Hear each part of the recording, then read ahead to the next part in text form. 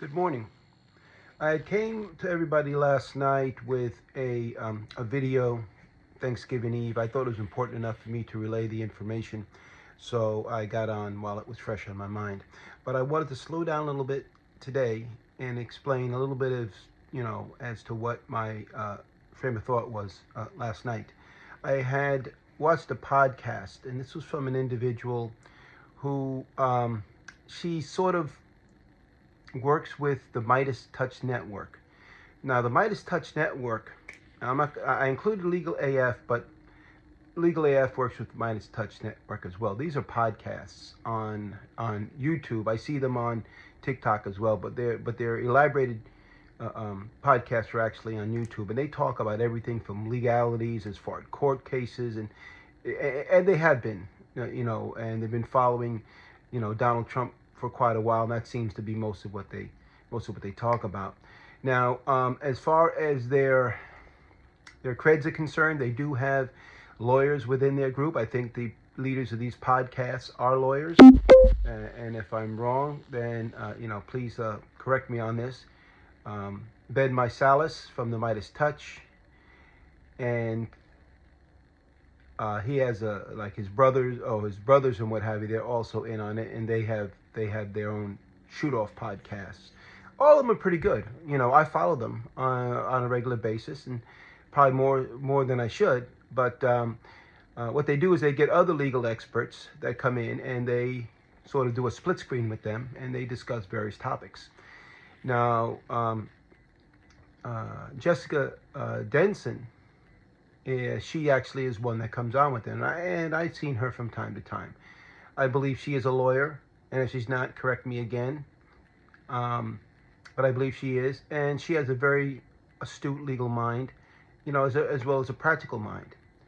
Now, she was doing split screen interviews or discussions with them from time to time, and you will see in her YouTube videos that she is, working with them on that. But the thing that brought this to my attention when I was watching it was that she actually split off with them. Now, I was kind of confused because she, as I said, I consider the Midas Touch a viable source of information. These guys do their homework, they do their due diligence, they're very well spoken, and as I said, I follow them often. So I was kind of surprised to learn within that video, the one I was watching, that she sort of split off from them. And the reason why she said she split off from them, and you'll hear it in her video, and there's several of them. I think the one that my link points you to in the last video would be the one where she's talking with, and I got to get these names right, a Susan Greenhall, I think that's her name. She's from Free Speech for People. That's her call sign, you might say. And she is involved with a pro-democratic advocacy group, obviously, for democratic issues. So she was on the letter as well, this November 13th letter we're talking about. We have Spoonermore, we have DuncanBuell, we have her, which is Susan Greenhall, and the other person escapes me right now, but I'm sure if you look at the letter, you'll be able to figure that out. Now, so far, we've seen interviews with two of them, which would be Mr. Buell, Dr. Buell, and with Spoonermore. They have done interviews, which hopefully you guys have had a chance to see. Now, as I say, she goes on to say that she split with them because of those reasons. The reasons were this, and I think I might have touched on it last night, was that they didn't want to go with this November 13th letter thing. I can understand somewhat. I'm not covering for them. I mean, if the situation's the situation, you got to come out with it, regardless of the ramifications. But they have close to, if not over 3 million followers. At least they did before the election. I don't know what they filtered down to. But I guess they felt, and, if I'm misrepresenting, sorry, Midas Touch, but this is, I can only call it like I see it. They felt that if they put this out, they would look more like conspiracy theorists, and they would lose their followers, different things like that.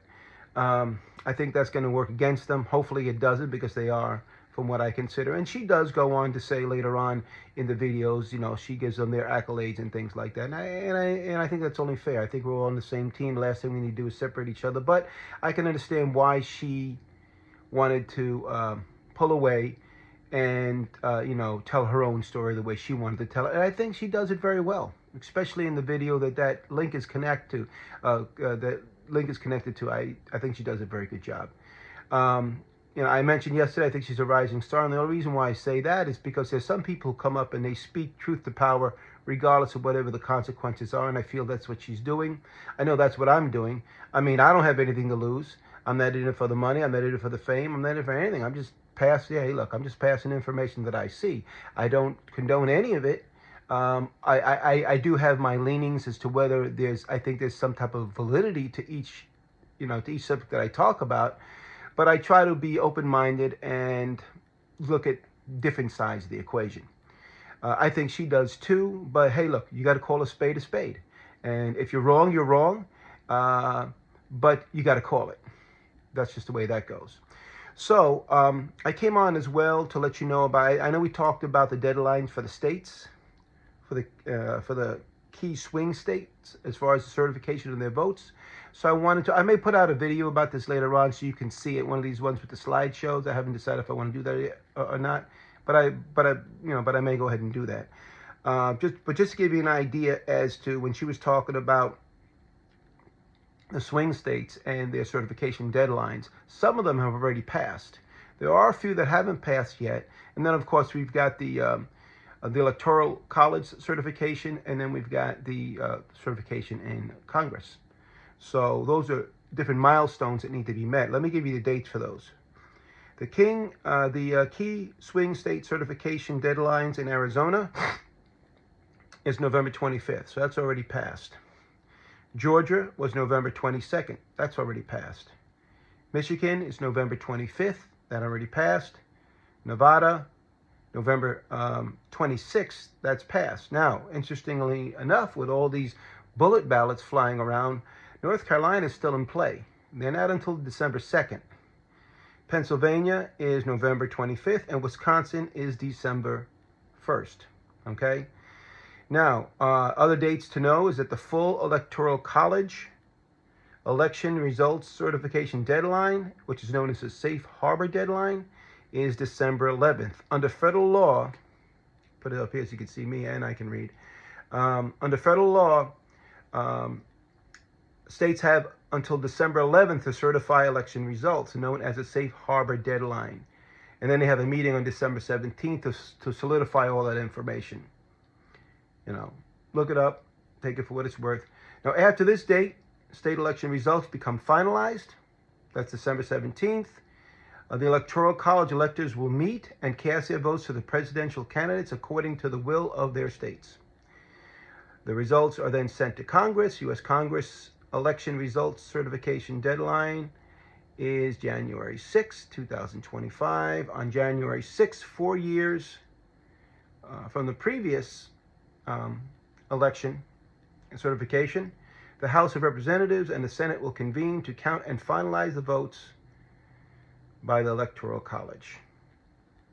Lawmakers can object to a state's electors, but the 2022 Electoral Count Act raised the necessary threshold to 1/5 of the House and Senate to proceed with the objection.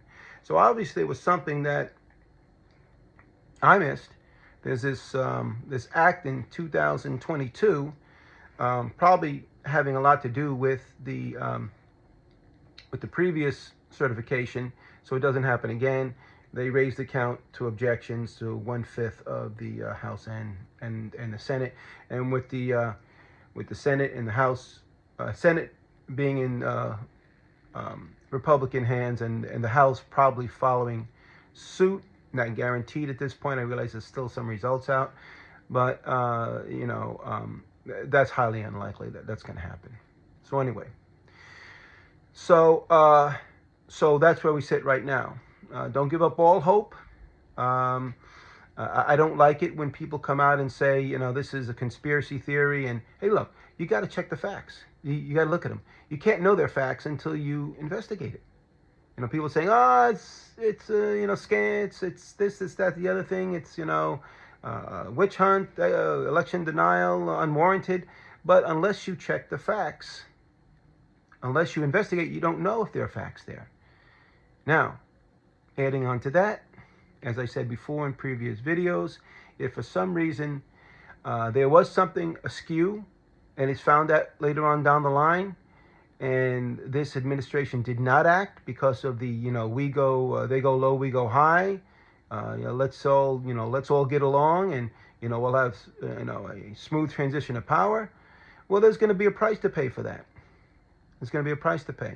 Unfortunately, we're all going to pay it, but that's the way that goes. Enough for my rattling along. Again, thanks for tuning in. Hopefully everyone had a pleasant Thanksgiving. Again, today's date is November 29th, 2024, in case people need it for a timeline reference. Well, good enough. I may reach out today. Got a lot of things I got to get done. If not, then I'll catch you a little bit later on down the line. Thanks.